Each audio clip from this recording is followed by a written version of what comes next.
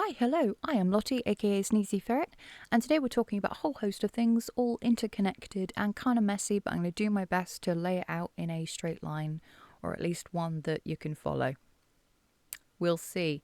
So 2 points, the major points here is that I'll be covering the case of the two Chris's, so Christopher Cash and Christopher Berry, two people recently accused of spying for China, and Keir Starmer and the Labour Party's absolute love for Winnie the Pooh.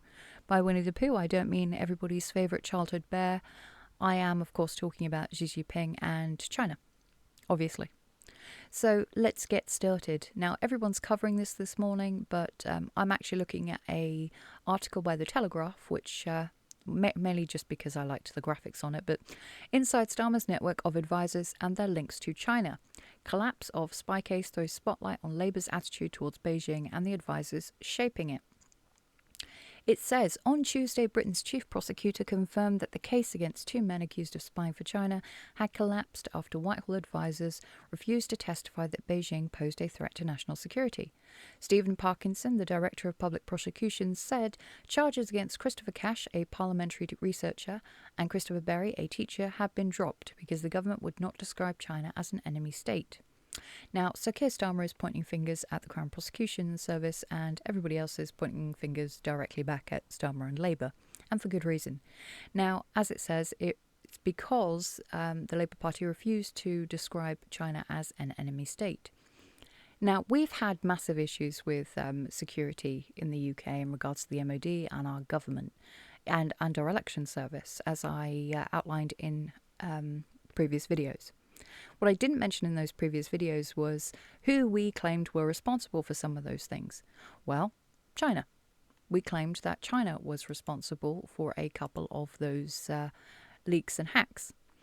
So one article that I looked at was from the BBC News, where it literally states it's taken 3 years to recover from China hack election work. Watchdog says it also cost us £250,000 to fully recover from it. And that saw the private details of 40 million voters accessed by Chinese cyber spies. Now, the other thing which I mentioned the other day was a hack on the Ministry of Defence, where MPs were told of a massive data breach involving the Ministry of Defence, and again they blamed China, with the Conservative MP Tobias Ellwood, who is also a former soldier, telling Sky News that China was probably looking at the financially vulnerable with a view that they may be coerced in exchange for cash.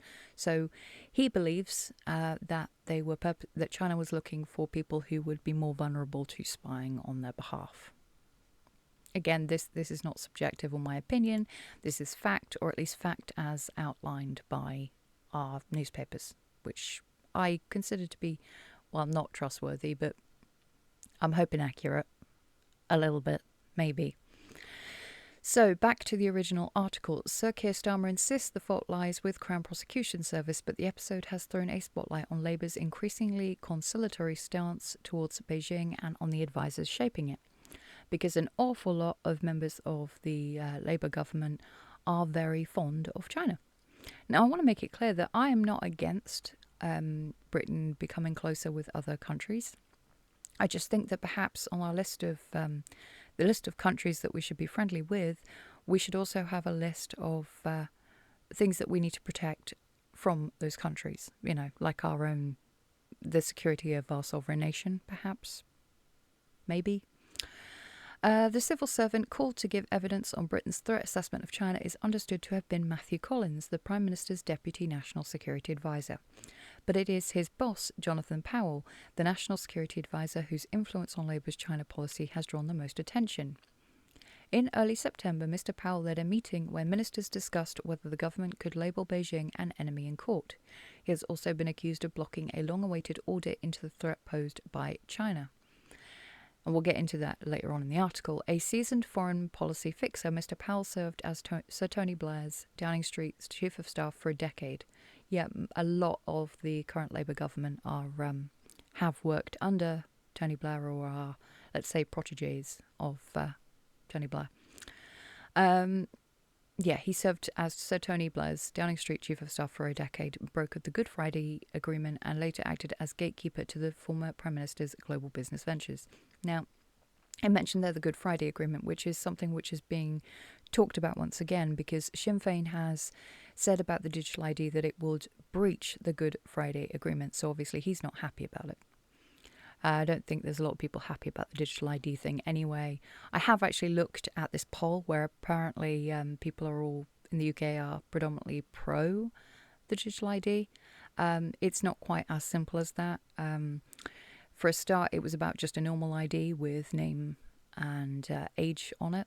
People were okay for things like blood types to be put in it, but the question about digital ID was the last question asked, and people were not. Well, they were very split on it. People did not seem to be in favour of it. So if you hear anyone say that the poll says people in the UK are very favourable towards a digital ID, that's not true. They were favourable towards a normal ID, not a digital ID. So, yeah.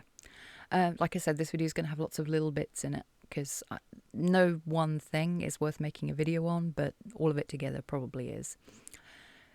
Nor is he the only Blairite lieutenant to return to number 10, apparently determined to revive a golden age of UK-China ties. Now, I love the fact that Blairites would be trying to revive golden ages because their golden ages seem to involve a lot of wars. But yeah, anyway.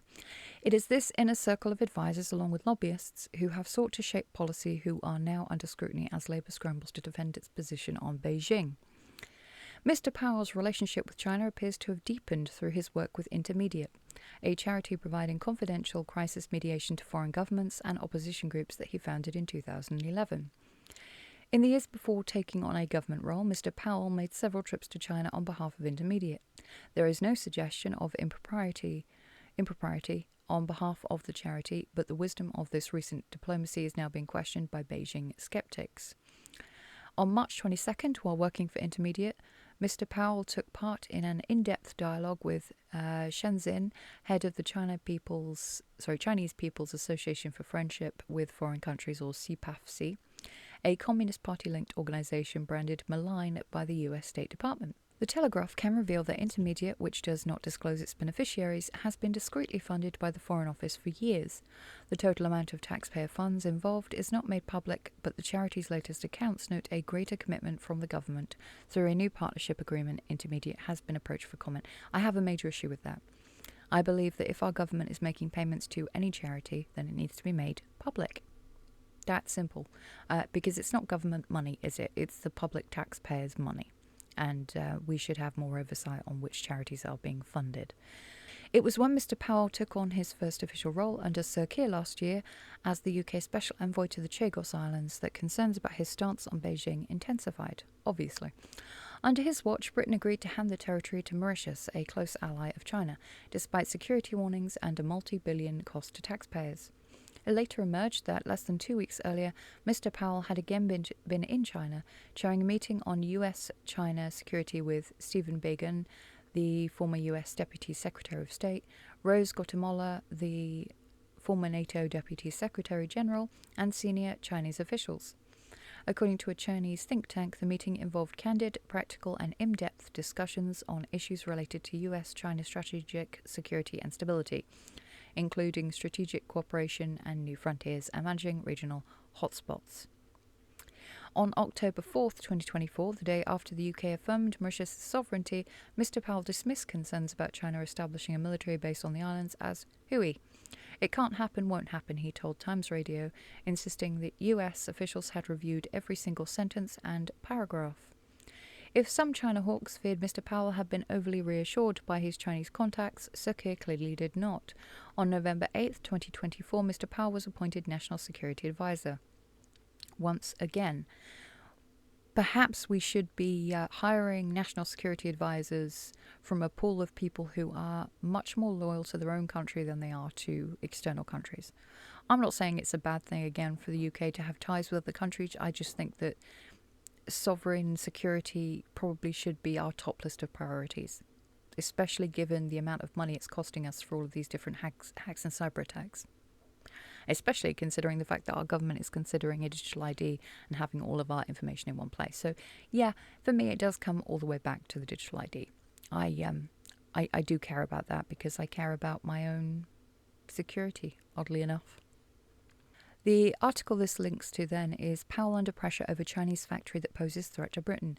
National Security Advisor at the centre of spy controversy must reveal role in wind turbine plant talks, demands Tories, and I agree with them. So this is in regards to a Chinese company that wants to build a wind turbine factory in Scotland. Now this would then be the UK's largest. The factory would supply turbines for offshore wind farms in the North Sea, which are located near vital subsea cables and communication links. Now, a lot of people are worried about that. Ministry of Defence have been privately warning about the security risks, and the Royal Navy have also stated that they're concerned about it because of the possibility of Beijing then spying on Britain. I agree with them. We should not be allowing any outside country, no matter what our relationship is like with them, to be able to inject that much money and therefore have so much power over something as important as our own energy grid, which could then be shut off if, for example, our government does something that they don't like very much. It puts way too much control in another country's hands, and I prefer us to be able to keep some of our sovereign powers, I guess, of our own country. It's one of the reasons why people vote for Brexit, because they did not want those powers to be outsourced. They didn't want to have to go through some intermediate for new laws in the UK. Now, this, bearing in mind, is the same Mr. Powell that suppressed the Whitehall investigation into the Chinese spying after lobbying from the Treasury. The guy who literally said, no, we're not going to release it. Apparently that government is now waiting the final approval for the plans, so this looks like it probably will be going ahead regardless of the security risks that have been brought up, again, by our Navy, MOD and MPs and government officials. We should be really, really concerned about the amount of control that foreign governments are having over our own MPs. I don't think that has ever been as much of an issue as it is right now. I'll be honest, that's pretty much what this video is about. Is it more to do with digital ID? Yeah, I don't want the government having more control over us either. I don't believe that... I believe that our sovereignty as citizens of this country means that we deserve a little bit of privacy. We don't want to be tracked everywhere we go. We don't want the government to have control over our bank accounts, over our medical records, because they're likely to lose it or put it at risk of a cyber attack. So yeah, again, not a very happy video. I'll try and make one in regards to happy stories. In fact, that's something I really want to do, is make a video of like happy stories from the UK. I know there's one of this 85-year-old veteran who has made this little ship out of corrugated iron called the, the Titanic, to raise money for charity. And I think that those stories need more coverage. So happy stories. Yeah, we'll do that next. So in the meantime, let's see how long it takes this video to get taken down because of its criticism of China. Everyone have a wonderful day, lovely day, and I shall see you all in the next video. Bye-bye.